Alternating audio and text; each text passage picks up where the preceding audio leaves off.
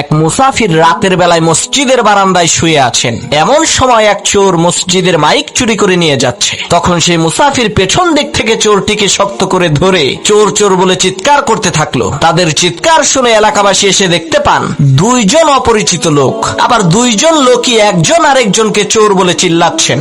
আসলে চোরকে সেটা তো আর এলাকাবাসী জানে না। তখন এলাকাবাসী এই দুইজনকে এলাকার মাতব্বরের কাছে নিয়ে গেল। মাতব্বর বললেন, তোরা দুইজনেই চোর, তোদের শাস্তি হলো সকাল পর্যন্ত তোরা দুইজনে আত্মহত্যায় মারা যাওয়া এই লাশ পাহারা দিবি। আমরা কেউ এই লাশের কাছে থাকবো না। তাদের দুইজনকে লাশের পাশে বেঁধে রাখা হলো। তখন মুসাফির বলছে, আল্লাহ, শেষকালে তুমি আমারে চোর বানাই দিলা। আর সেই চোর বলছে, তুই আমারে ধরলি কেন বল? এই কারণেই তো তুই চোর হইলি। তখন সেই লাশ বলে উঠলো, পাইছি রে পাইছি, আসল চোর রে পাইছি। লাশের কথা শুনে চোর আর মুসাফির প্রচন্ড ভয় পেয়েছে। তখন লাশ বলে উঠলো, আমি মরি নাই, মরার ভান ধরেছিলাম আসল চোরকে ধরার জন্য।